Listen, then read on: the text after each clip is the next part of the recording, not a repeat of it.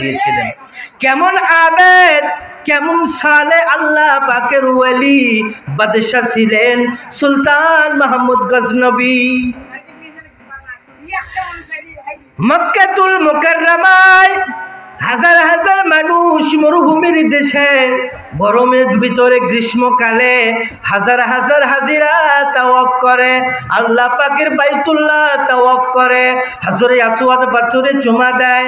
আল্লাহ পাকের হাজি বান্দারা তারা ঘুরে ঘুরে তাওয়াফ করে। ওই সময় আল্লাহ পাকের ওয়ালি বান্দা বাদশাহ সুলতান মাহমুদ গজনবী কলসে করে পানি ভরায়া নিয়া আল্লাহ পাকের হাজি বান্দাদেরকে পান করান, ঘুরে ঘুরে খাওয়ায়, ঘুরে ঘুরে খাওয়ায় পানি বাদশাহ। তো হঠাৎ একদিন একজন লোক চিনে ফেলছে, বলছে আপনি তো গজনীর সুলতান, আপনি তো গজনীর বাদশাহ সুলতান মাহমুদ গজনবী, আপনি এখানে কেন? আপনারা দেখছেন কৈগাড়ি খানকা শরীফ মিডিয়া। ভিডিও পরিচালনায় মোহাম্মদ ফজলে রাব্বি। তারিফ ও প্রশংসা সেই মহান আল্লাহ পাকের জন্য যে আল্লাহ পাক আপনাকে, আমাকে, আমাদের সকলকে আজকে বেলোয়া পূর্বপাড়া ওয়াক্তিয়া মসজিদ প্রাঙ্গণে বার্ষিক ইসালে সওয়াব ও হালকায় জিকিরের মজলিসে আল্লাহ পাক আমাদের আসার বসার, কিছু বলাও কিছু শোনার মতো সুযোগ করে দিলেন, তৌফিক দান করলেন। সকলে সেই মহান মালিকের দরবারে শুকরিয়া আদায় করে বলছি আলহামদুলিল্লাহ। শত কোটি দরুদ ও সালাম নাজিল হোক সেই আকা মাওলা তাজদারে মদিনা সুলতানে মদিনা নূরে মুজাসসাম হাবিবুল্লাহ। সকলে সেই মহান নবী পাকের উপরে দরুদ পাঠ করেছি। আরো একটা বার মুহাব্বাতান দরুদ পড়ি সাল্লাল্লাহু আলাইহি ওয়াসাল্লাম। হাজিরিন, এমন একটি মজলিসে মাহফিলে আমি আপনি বসেছি যে মাহফিলের সূচনা করেছিলেন আল্লাহর ওলি বান্দাগণ। আল্লাহওয়ালা মানুষ, আল্লাহর ওলি বান্দা এ মজলিসের এ মাহফিলের সূচনা করেছিলেন, আরম্ভ করেছিলেন। এ জমিন, এ মাহফিলের জমিনটা ধন্য হয়েছিল 30 থেকে 35 বছর পূর্বে বগুড়ার শহরের ঠনঠনিয়ার সুফি আল্লাহর মহান ওলি হযরত জাইনাল আবেদিন রহমতুল্লাহ আলাইহি যিনি শুরু করেছিলেন। তো সেই কাল থেকে আজও এই মাহফিল হতেই আছে, ঠিক কিনা? মাঝে মাঝে শোনা যায় যে আর হবে না, আর করবি না, কিন্তু হয় না। কারণ আল্লাহর ওলিদের একটা নেক নজর, নেক দোয়া আছে না নাই, যার কারণে হচ্ছে। এবং আল্লাহ পাক যতদিন পর্যন্ত চান ততদিন পর্যন্ত হতেই থাকবে। এই মাজলিসে আল্লাহর ওলিরা আসতেন, হাক্কানি ওলামায়ে কেরামগণ বছরের পর বছর তারা এসেছিলেন। তারা আসতেন, এই জমিনে বসে ওয়াজ নসিহত করতেন।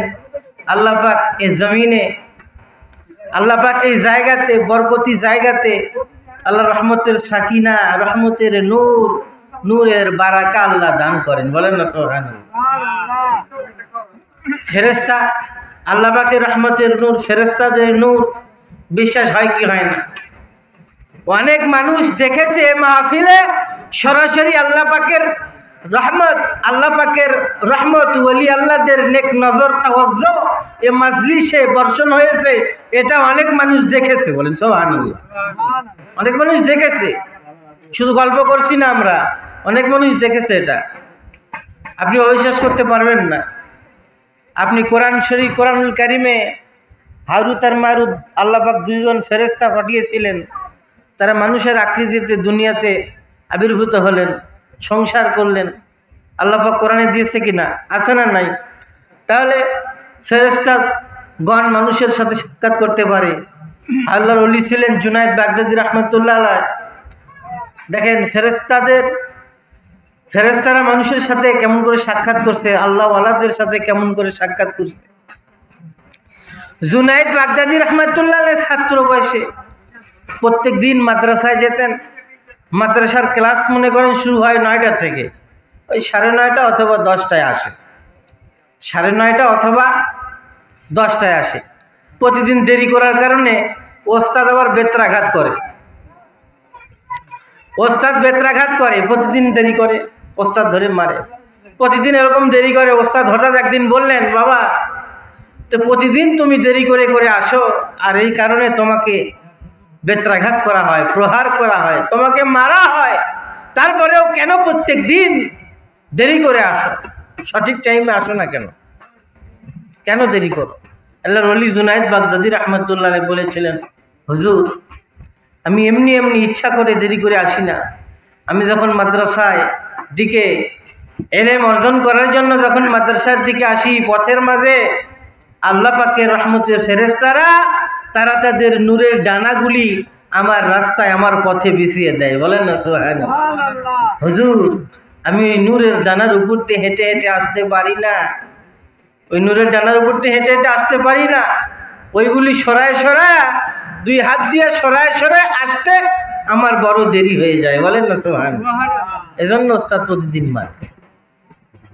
আল্লাহর ওলিদের নেক নজর, নেক দোয়া এই মাজলিসের দিকে, মাহফিলটার দিকে আছে। আল্লাহর ওলি সুফি জয়নাল আবেদিন রহমতুল্লাহ আলাইহি শুরু করেছিলেন। আল্লাহর ওলি শুরু করেছিলেন এই মাজলিসে মাহফিল, শুরু করেছিলেন সুফি জয়নাল আবেদিন রহমতুল্লাহ আলাইহি। কেমন আল্লাহর ওলি ছিলেন! এখানে এসেছিলেন, মিলাদ শরীফ দিয়ে মাজলিস শুরু করেছিলেন। সুফি জয়নাল আবেদিন রহমতুল্লাহ আলাইহি কোথায় আগে বলিনি, সুফি জয়নাল আবেদিন রহমতুল্লাহ আলাইহি কার হাতে বায়াত ছিলেন? সুফি সদরুদ্দিন ফেনী দাগন ভুইয়া, সুফি সদরুদ্দিন রহমতুল্লাহ আলাইহির খলিফা ছিলেন সুফি জয়নাল আবেদিন রহমতুল্লাহ। সুফি সদরুদ্দিন রহমতুল্লাহ আলাইহির খলিফা ছিলেন। হুজুর যখন যুবক মানুষ, সুফি জয়নাল আবেদিন যখন যুবক মানুষ, তখন তার আতাইকুলা, পাবনা আতাইকুলা তার গ্রাম ছিল লক্ষ্মীপুর। লক্ষ্মীপুরের পাশে শিবপুর নামে একটা গ্রামে তার পীর সুফি সদরুদ্দিন রহমতুল্লাহ মাহফিল করার জন্য আসলেন।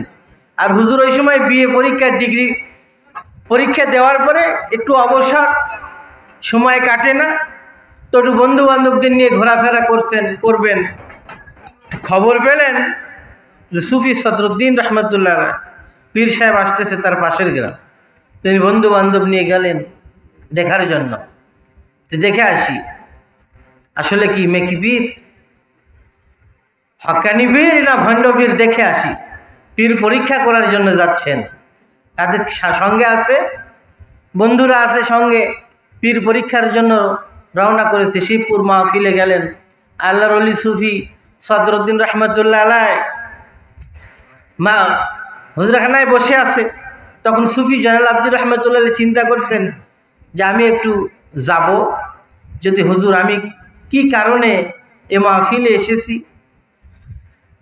আমি কি কারণে এসেছি, যদি আমার মনের কথা হুজুর বলে দিতে পারে তাহলে আমি হুজুরের হাতে বায়াত হব। বলেন না সুবহানাল্লাহ। এরকম করে পরীক্ষা করছেন পীর, যদি বলে দিতে পারে তাহলে বায়াত হব। কিন্তু সুফি জয়নাল আবেদিন ঘুরতেছে, সুফি সদরুদ্দিন হুজুর বসে আছে, সুফি সাহেব ঘোরাফেরা করতে তার সামনে দিয়ে, কিন্তু সুফি সদরুদ্দিন রহমতুল্লাহ কিছু বলছে না, চুপ করে আছে।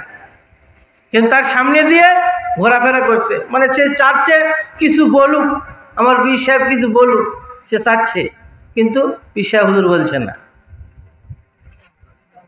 চলে গেলেন সেখান থেকে, সুফি সদরুদ্দিনের কাছ থেকে সুফি জয়নাল আবেদিন প্রস্থান করে চলে গেলেন। কিছুক্ষণ পরে আল্লাহর ওলি ফেনীর কুতুব সুফি সদরুদ্দিন রহমতুল্লাহ আলাইহি ডেকে পাঠালেন, ডাক দিয়ে পাঠালেন, বাবা জানতো জয়নাল আবেদিন নামের ওই ছেলেটাকে ডেকে নিয়ে আসেন। আল্লাহর ওলি সুফি জয়নাল আবেদিন রহমতুল্লাহ আলাইহি ডাক পড়ে গেল, সুফি সদরুদ্দিনের কাছে আসতেছেন, আসবেন। এসে কেবলমাত্র সালাম দিয়ে দাঁড়িয়েছে। সুফি সদরুদ্দিন রহমতুল্লাহ আলাইহি বলছেন, বাবা জাইনাল আবেদিন, শোনো বাবা, পীর মাশায়েখদের কাছে, পীর ফকিরদের কাছে পরীক্ষা করার জন্য আসতে নেই বাবা, আল্লাহকে পাওয়ার জন্য আসতে হয়। বলেন না সুবহানাল্লাহ। এ বাবা জাইনাল আবেদিন, পীর মুর্শিদের কাছে, ওলিয়া উলিয়াদের কাছে পরীক্ষার জন্য আসতে নেই, তাদের কাছে আল্লাহ এবং আল্লাহ রসুলকে পাওয়ার জন্য আসতে হয়। তবে বাবা শোনো, তোমার নাম হলো জয়নাল আবেদিন, তুমি রাজশাহী বিশ্ববিদ্যালয় থেকে ডিগ্রি পরীক্ষা দিয়েছো, রেজাল্ট কিন্তু এখনো বের হয়নি, ফলাফল পরীক্ষার বের হয়নি, ফলাফল এখনো বের হয়নি, কিন্তু হুজুর আগেই বলে দিলেন বাবা তুমি সেকেন্ড ডিভিশনে পাস করেছো। বলেন না সুবহানাল্লাহ, তুমি সেকেন্ড ডিভিশনে পাস করেছো।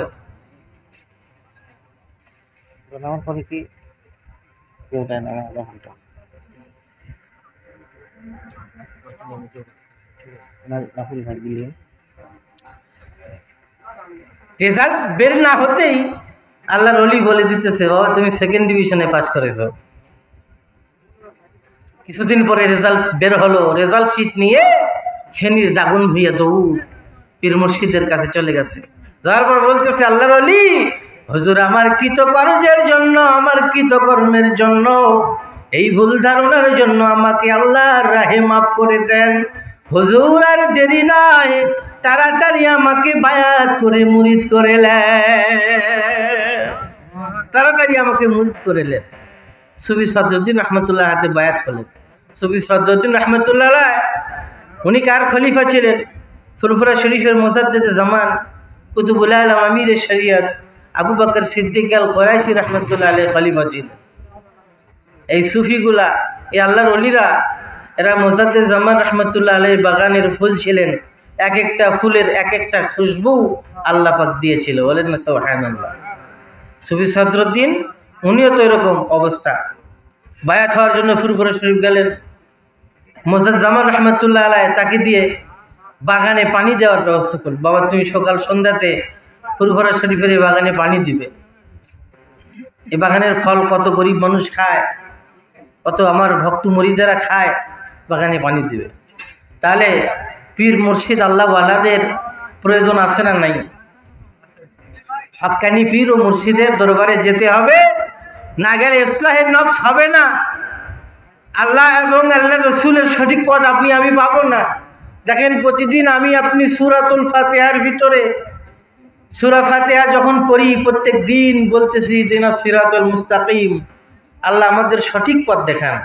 তাহলে সঠিক পথটা কোনটা? আপনি তো মুসলমান, আপনি তো ইসলামের পথে আছেন, আপনি তো ইসলাম ধর্ম পেয়েছেন, আপনি তো মুসলমান, সঠিক পথেই আছেন।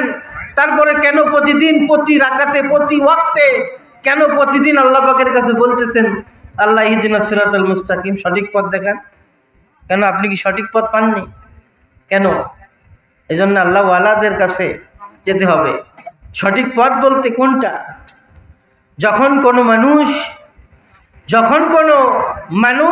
কোনো মুমিন একজন আল্লাহর ওলি বান্দাকে নিজ মুর্শিদ হিসাবে পেয়ে যায়, মনে করবেন তখন সঠিক পথ সে পেয়ে গেল। বলেন না সুবহানাল্লাহ। দরুদ শরীফ আল্লাহুম্মা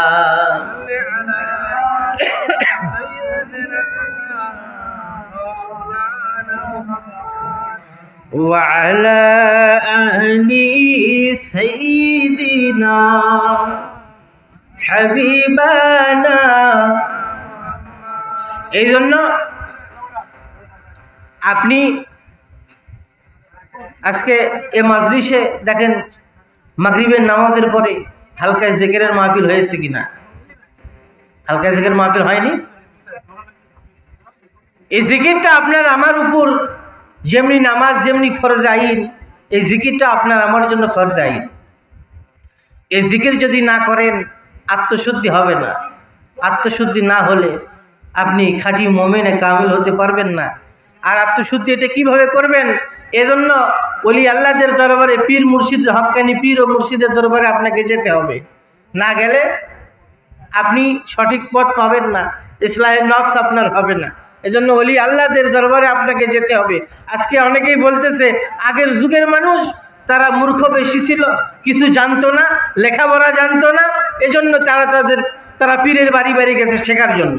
কিন্তু এখন আধুনিক যুগ, এখন ঘরে ঘরে শিক্ষিত মানুষ, এই যুগে আর পীর লাগে না। বলেন নাউজুবিল্লাহ। এই যুগে আর পীর লাগে না। কেন? আগের যুগে কি ডক্টর মোহাম্মদ শহীদুল্লাহ ছিল না? 18 বছরের পণ্ডিত, তোমার সে কম শিক্ষিত ছিল নাকি? ওনার পীর লাগছে, তোমার লাগে না। যুগের ইমাম আজম আবু হানিফা রহমতুল্লাহ আলাইহি বলেছেন, লাউলা সানাতান লা হালাকা নোমান, যদি আমি নোমান 2টা বছর মুর্শিদের সোহবত না পেতাম তাহলে আমি হালাক, ধ্বংস হয়ে যেতাম। তাহলে যুগের ইমাম হয়েও পীর মুর্শিদের দরবারে না গেলে সে ধ্বংস হয়ে যাবে। ইমাম আহমদ ইবনে হাম্বল রহমতুল্লাহ আলাইহি ইরাকের জমিনে পীর খুঁজতে খুঁজতে আল্লাহর মহান ওলি বাশার হাফি রহমতুল্লাহ আলাইহি হাতে বায়াত হয়ে গেলেন। বলেন না সুবহানাল্লাহ। কি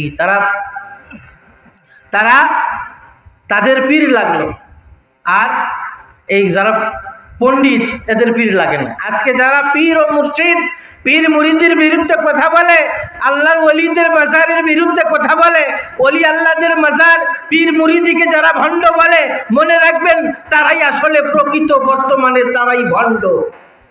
এটা মনে রাখবেন, তারাই ভণ্ড।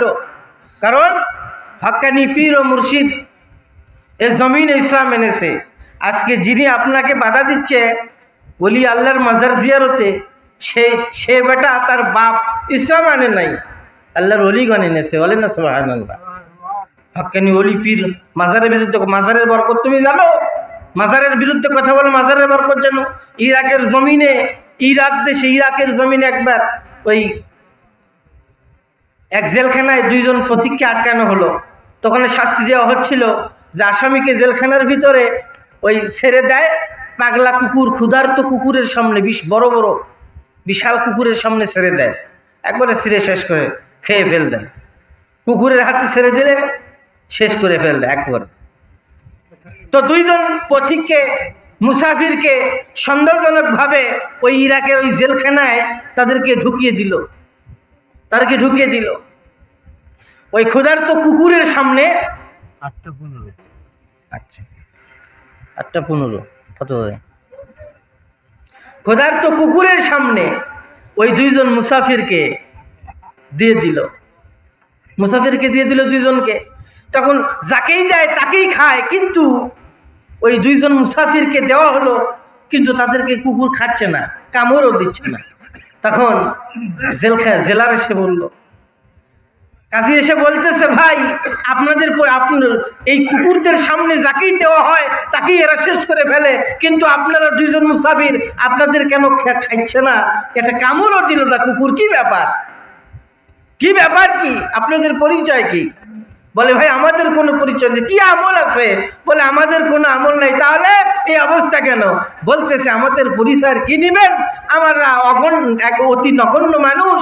আমরা গাউসে পাক ইরাকের বাগদাদের জমিনে হযরতে গাউসুল আজম মাহবুবে সুবহানী কুতুবে রব্বানী শায়খ মহিউদ্দিন সৈয়দ আব্দুল কাদের জিলানী আল বাগদাদি রহমাতুল্লাহ আলাইহির বাগদাদ শরীফের ওই আল্লাহর ওলি গাউসুল আজমের মাজারে সকালে এবং সন্ধ্যাতে ঝাড়ু দে।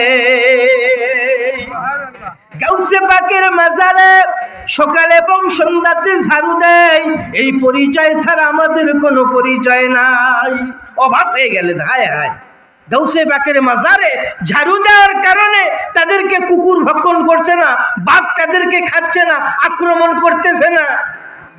মাজারে ঝাড়ু দেওয়ার যদি এই অবস্থা হয়, আর মাজারের বিরুদ্ধে কথা বলে তুমি হক্কানি দাবি করতে পারবে না, ঠিক কিনা? হক্কানি দাবি করতে পারবে না। আল্লাহ ওয়ালাদের মাজারে হযরত বাইজিদ বুস্তামি রহমাতুল্লাহ আলাইহির মাজারে যেতেন, বছরের পর বছর গিয়েছিলেন আল্লাহর মহান আলী আবুল হাসান খারকানি রহমাতুল্লাহ আলাইহি, ঠিক কিনা? আবুল হাসান খারকানি রহমতুল্লাহ হাতে বায়াত হয়েছিলেন। আবুল হাসান খারকানি রহমতুল্লাহ সোহবতে যেতেন সুলতান মাহমুদ গজনবী, সেই গজনীর বাদশাহ সুলতান ছিলেন সুলতান মাহমুদ গজনবী রহমতুল্লাহ। আল্লাহর ওলিদের দরবারে যেতেন, আল্লাহর ওলিদের দরবারে যেতেন। তিনি যখন আক্রমণ করবেন, ভারতে যখন আক্রমণ করবেন, তখন আল্লাহর ওলির দরবারে গেলেন, আবুল হাসান খারকানির দরবারে গেলেন দোয়া নেওয়ার জন্য। হিন্দুস্তানে আক্রমণ করার জন্য দোয়া নেওয়ার জন্য গেছে আল্লাহর ওলির। সুলতান মাহমুদ গজনবী ইন্তেকালের পরে তার কবরটা জিয়ারত করার জন্য একজন গেলেন, কাশফুল কুবুর করে জিজ্ঞাসা করলেন, ও বাদশাহ সুলতান মাহমুদ গজনবী, আপনার কবরের হালতটা কি? আপনি কবরে কি অবস্থায় আছেন? আপনার কবরের হালতটা কি? সুলতান মাহমুদ গজনবী বলে, আল্লাহ পাক আমাকে কবরের বাড়িতে মাফ করে দিয়েছেন। বলেন না কেন? বলে আমাকে আল্লাহ পাক একটা কাজের বিনিময়ে, একটা কাজ আল্লাহ পাকের কাছে এত পছন্দনীয় হয়ে গেছে, ওই জন্য আল্লাহ পাক আমাকে কবরের জিন্দেগিতে মাফ করে দিয়েছে। কি কাজ? বলে আমি একদিন সফরে এক জায়গায় গিয়েছিলাম, রাত্রিবেলা আমাকে যখন ঘুমানোর জন্য একটা কামরায় জায়গা করে দিল, সুলতান মাহমুদ গজনবী এইমাত্র যখন শুয়ে পড়েছে, তখন খেয়াল করে দেখে যে তার একটা ঘরের তাকের উপরে একটা কোরআন শরীফের একটি নুসখা, একটি পারা কোরআন শরীফ আছে। তখন তিনি উঠে বসলেন, বসার পর বলতেছেন যে পারা কোরআন শরীফ, আল্লাহর কোরআন আমার পায়ের কাছে, আমি কি করে এখানে শুয়ে থাকি? তো আমি একটু উঠে পড়ি, একটু সরায় অন্য ঘরে রাখি। এজন্য তিনি উঠেছেন, কোরআনের নুসখার কাছে গেছেন, কোরআন শরীফের পারার কাছে গেলেন। যাওয়ার পরে ওটাকে সরাবেন, আরেক রুমে রাখবেন, কিন্তু আবার তিনি ঘুরে আসলেন, ব্যাক করলেন। না, আমি এই ঘরে থাকবো বলে আল্লাহ পাকের কালামুল্লাহ শরীফকে সরায় অন্য জায়গায় দিব, এটা বেয়াদবি হবে, কালামে পাকের শানের বেয়াদবি হবে, কাজেই হবে না। আমি সুলতান মাহমুদ গজনবী, আমি দিয়ে এই ঘর ছেড়ে চলে যাই, আল্লাহ পাকের কালামুল্লাহ শরীফ এখানে সসম্মানে থাক। বলেন সুবহানাল্লাহ। এই কাজের জন্য আল্লাহ পাক পছন্দ করেছে, এজন্য আল্লাহ পাক আমাকে মাফ করে দিয়েছিলেন। কেমন আবেদ, কেমন সালে আল্লাহ পাকের ওলি বাদশাহ ছিলেন সুলতান মাহমুদ গজনবী।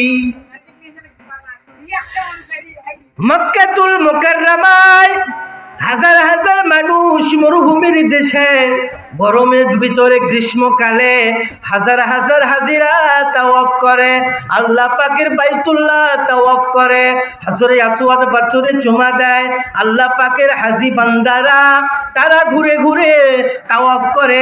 ওই সময় আল্লাহ পাকের ওলি বান্দা বাদশাহ সুলতান মাহমুদ গজনবী কলসে করে পানি ভরায়া নিয়া আল্লাহ পাকের হাজি বান্দাদেরকে পান করান, ঘুরে ঘুরে খাওয়ায়, ঘুরে ঘুরে খাওয়ায় পানি বাদশাহ। তো হঠাৎ একদিন একজন লোক চিনে ফেলছে, বলছে আপনি তো গজনীর সুলতান, আপনি তো গজনীর বাদশাহ সুলতান মাহমুদ গজনবী, আপনি এখানে কেন?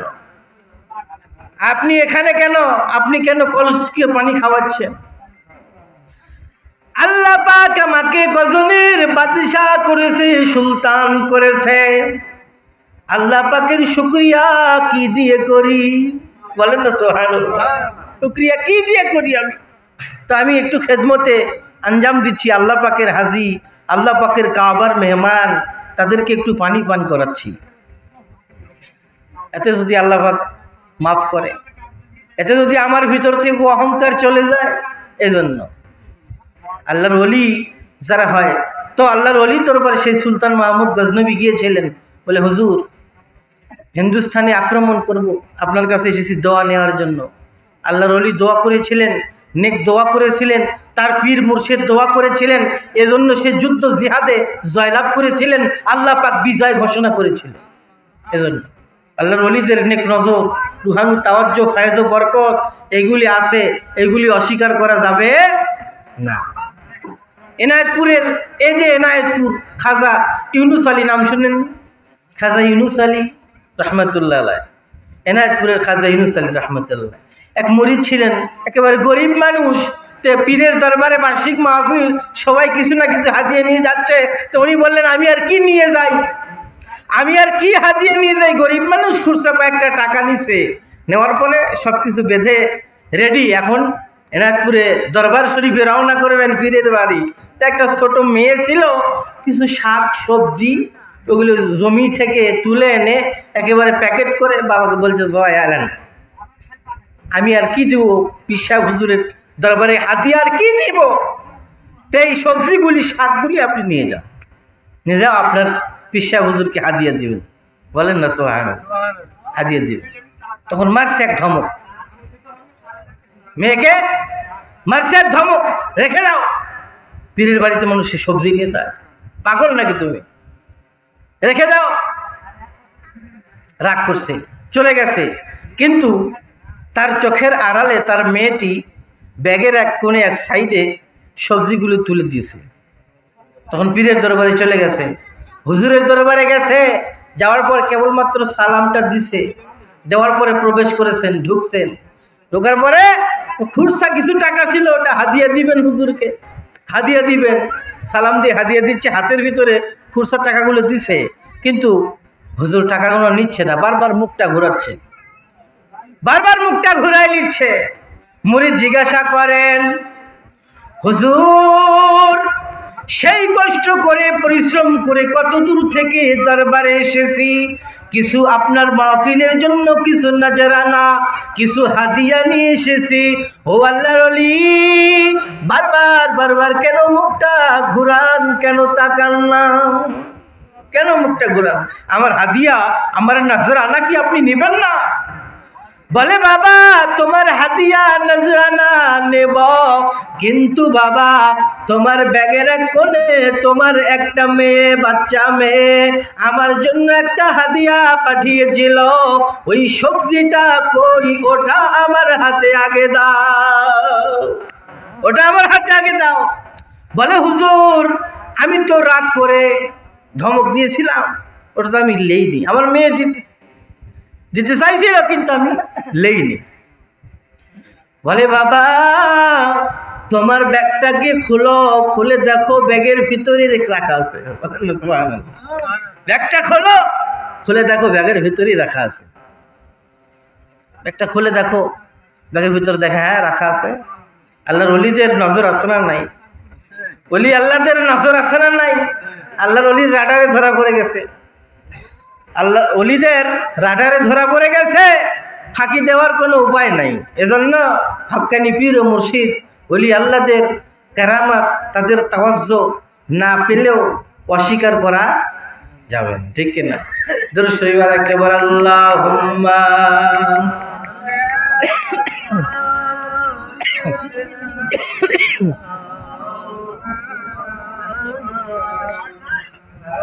وعلى أهل سيدنا حبيبنا محمد اللهم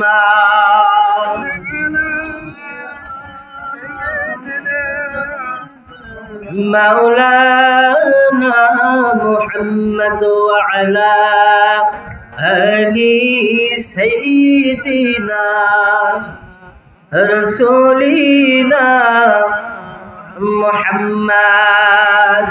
হাজিরিন, এই জন্য সকাল এবং সন্ধ্যাতে পীরানে তরিকাতের জিকির আজগার আপনাকে আমাকে করতে হবে। করলে কলবের ময়লাগুলি পরিষ্কার হয়ে যাবে, লতিফাগুলি আপনার আমার পরিষ্কার হয়ে যাবে। এজন্য হক্কানি পীর ও মুর্শিদের দরবারে যেতে হবে। ওলি আল্লাহ পীর মাশায়েখ আপনাকে আমাকে সবক দিবেন, ওই সবক আপনি করবেন, করলে তাহলে তারপরে তো আপনার আত্মশুদ্ধি হবে। নিজে নিজে সম্ভব না, আপনি পারবেন না। এজন্য হক্কানি পীর ও মুর্শিদের দরবারে তাদের সহবতে যেতে হবে, ঠিক কিনা? এজন্য মাওলানা রুমি রহমতুল্লাহ বলেছিলেন, এক জামানা সহবতে বা আউলিয়া বেহতার সলে তো আদবেরিয়া, এক মুহূর্তে সামান্য কিছু সময় যদি কোনো ওলি বান্দার সোহবতে কাটান, 100 বছরের রিয়াহীন নফল ইবাদতের চাইতে উত্তম। বলেন, ওলি আল্লাহদের দরবারে তাদের সোহবতে থাকলে নিয়ামত বরকত হাসিল হয়, ঠিক কিনা? নিয়ামত বরকত হাসিল হয়। আজকে যারা মাজারের বিরুদ্ধে কথা বলতেছেন, আজকে যারা পীর মুরিদের বিরুদ্ধে কথা বলতেছেন, আজকে আপনি তাকিয়ে দেখেন 700 বছর আগে, 800 বছর আগে, 900 বছর আগের ইতিহাস বের করেন, এ বাংলার জমিনে একটা মুসলমান ছিল না, ঠিক কিনা? আপনার বাংলাদেশে দেখান যে একজন নবীর নাম বলেন, যে যে নবী এসেছিলেন তিনি মুসলমান করছে, দেখেন আপনি। নবী রাসূল আসে নাই, নায়েবে নবী এসেছিলেন, বলেন না সুবহানাল্লাহ। নায়েবে নবী আল্লাহর ওলিগণ এসেছিলেন, তারা ইসলামের দাওয়াত দিয়েছিলেন, তাদের হাতে মানুষ হাত দিয়ে মুসলমান হয়েছিলেন, আল্লাহর দিন ইসলামকে কায়েম করে চির অমর হয়ে বাংলার মাটির নিচে শুয়ে আছে। তারা মসজিদ করলো, মাদ্রাসা করলো, মুসলমান বানালো, এইগুলি অবদান রেখে আজকে মাটির নিচে শুয়ে আছে। আর সে ওলি আল্লাহদের দরবারে গেলে কয় শিরক, কয় ভণ্ড, কয় বেদাতি, আছে না নাই? আসলে যারা আমাদেরকে বেদাতি বলে তারাই ভণ্ড, ওরাই বেদাতি। আমরা কাজেই আল্লাহ পাক মাহফিলকে কবুল আর মঞ্জুর করেন। হযরত পীর সাহেব কেবল আছেন, ওয়াজ নসিহত করবেন, আপনারা শুনবেন। আমরা সিলসিলায় জনপুর ফুরফুরা, আহলে হক আহলে সুন্নাত, ঠিক কিনা? এজন্য আল্লাহ পাক কবুল করেন। সকলে বলি আল্লাহুম্মা আমিন। দরুদ শরীফ আল্লাহুম্মা